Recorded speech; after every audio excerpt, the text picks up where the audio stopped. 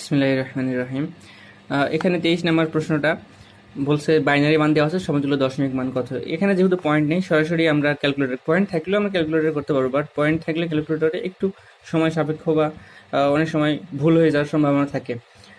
তো সেক্ষেত্রে জটিলতার সৃষ্টি হয়। এই জন্য আমরা পয়েন্ট ছাড়াগুলো দ্রুতই ক্যালকুলেটরে করে নিব, আর পয়েন্টওয়ালাগুলো একটু কৌশল অবলম্বন করে নিজে হ্যান্ড ক্যালকুলেশন করবো ইনশাল্লাহ। সেক্ষেত্রে আমাদের জন্য বেনিফিট হবে। এখানে কোশ্চেন প্রথমে দেওয়া আছে 1011, এটা বাইনারিতে আছে, তাহলে আমরা একটা বেস মোডে নিয়ে যাবো। আমার একটা বেস মোড করে আছে, তারপর একবার করে দেখাই। আমরা মোড অপশানে 2বার চাপ দেবো, মোড বাটন 2বার চাপবো, তারপর আমাদের 3 নম্বর অপশানে বেজ আসবে, তখন 3 চাপলেই আমাদের এটা বেজ মোডে চলে গেল। আচ্ছা, এখন আমরা এটাকে আমাদের 4টা বেজ আছে মোট, এই যে ডেসিমেল, ACX থেকে হেক্সাডেসিমেল, এটা বাইনারি, এটা হচ্ছে অক্টাল। তাহলে সেক্ষেত্রে যেহেতু অঙ্কটা বাইনারিতে আছে, আমরা আগে বাইনারি মোড করে নিব। আচ্ছা, এখন আমরা মানটা উঠাবো। এখানে দেখা যাচ্ছে 1011,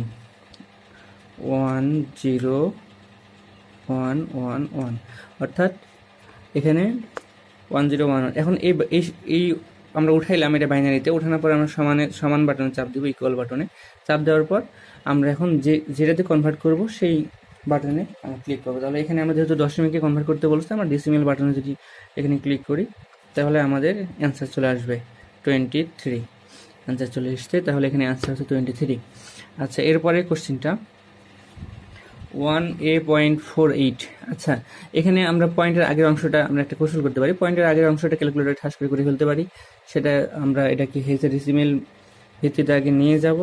আচ্ছা, তারপর আমরা সংখ্যাটা উঠাবো 1A। এখানে ABCDEF পর্যন্ত আমাদের এখানে গোলাপি রঙের বাটনগুলো উপরে গোলাপি রঙের লেখা।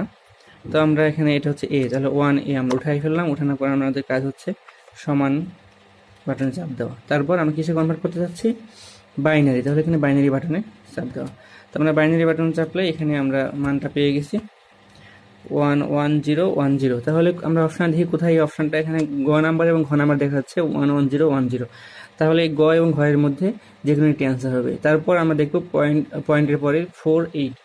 আচ্ছা, হেক্সাডেসিমেল থেকে বাইনারি করার সময় আমরা 4 বিটের সাহায্য নিব। তাহলে এখানে 1248 কল্পনা করলে শুধুমাত্র 4 এর প্রয়োজন, বাকিগুলোর প্রয়োজন নাই। তাহলে এটা 0010। সেক্ষেত্রে আমাদের এখানে 0010 এই ইয়েটা। আচ্ছা, 4 এর জন্য না, এখানে 1248। আচ্ছা, তাহলে সরি, এটা 0100। তাহলে এখানে শুধু 4, তাহলে এটা আমরা এই অপশনটা পাচ্ছি 0100। এরপর 8 এর জন্য কোনটা প্রয়োজন? শুধু 8 প্রয়োজন, বাকিগুলো শূন্য হবে। এই জন্য শুধুমাত্র একটা ডিজিট দেখানো হয়েছে। দশমিকের পর ডানে শূন্য দিলেও যা, না দিলেও তো একই ভ্যালু ধারণ করে। তো আমরা এখান থেকে এই কৌশলটা অ্যাপ্লাই করতে পারি। এছাড়া তোমাদের আরও ভিন্ন কোনো কৌশল থাকতে পারে, সেটা তোমরা নিজেরা অ্যাপ্লাই করবা। আচ্ছা, এখানে বলছে দুটি সংখ্যার পার্থক্য এত আর প্রথম সংখ্যাটি এত।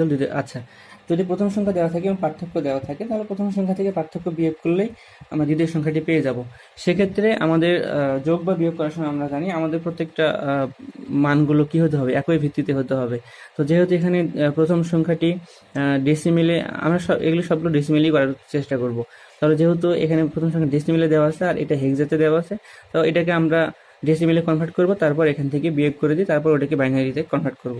তো এটা খুব সহজ ব্যাপার, যেহেতু পয়েন্ট নেই। পয়েন্ট ছাড়াই আমরা এখানে 1F এই সংখ্যাটাকে প্রথমে আমরা হেক্সা মোডে চলে যাই, তারপর 1F উঠানোর পর সমান চাপ দিব। তারপর আমরা এটাকে এখান থেকে ডেসিমেল করব। তাহলে এখান থেকে পাচ্ছি 31, আর এখানে প্রথম সংখ্যাটি দেওয়া হচ্ছে 58। তাহলে এখান থেকে আমরা 58 মাইনাস এন্স ইকুয়াল টু, এটা 27 ডেসিমেল, কিন্তু অপশানে কি আছে? অপশানে সবগুলো আছে বাইনারিতে। তাহলে 27 ডেসিমেলের বাইনারি মান কত আমরা বের করার জন্য এখানে বাইনারি বাটনে চাপ দিই। তাহলে এটাকে 11011। তাহলে 11011 কোথায় আছে? ক নাম্বার অপশানে। তাহলে এখানে আমাদের ক নাম্বার হচ্ছে অ্যান্সার। আচ্ছা, এখানে বলছে এত সমকক্ষ হেক্সাডেসিমেল মান অলরেডি আমরা করে আসছি।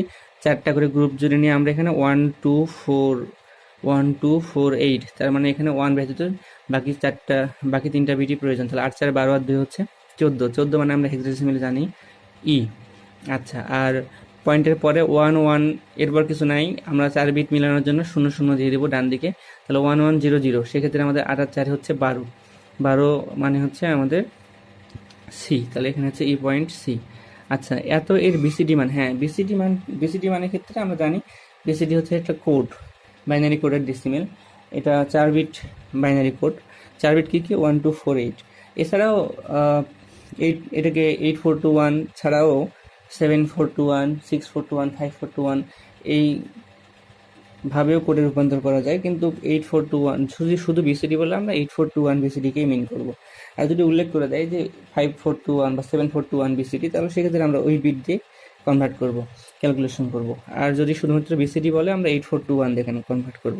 তো এক্ষেত্রে এখানে যেহেতু বিসিডি বলে, তাহলে 7 এবং 8 এই দুইটা ডিজিটের আমাদের এর জন্য 4টা বিট পাবো, আমরা এর জন্য 4টা বিট পাবো। তাহলে 7 জন্য কি কি পাবো? 1 2 4 8, 1 2 4 8। তাহলে 7 মিলতে কোন কোন বিটের প্রয়োজন? 4 2 6 1 7। তার মানে আমাদের প্রয়োজন 4 2 1। যেগুলো প্রয়োজন সেগুলো নিচে 1 হবে, যেগুলো প্রয়োজনে সেটা নিচে হবে 0।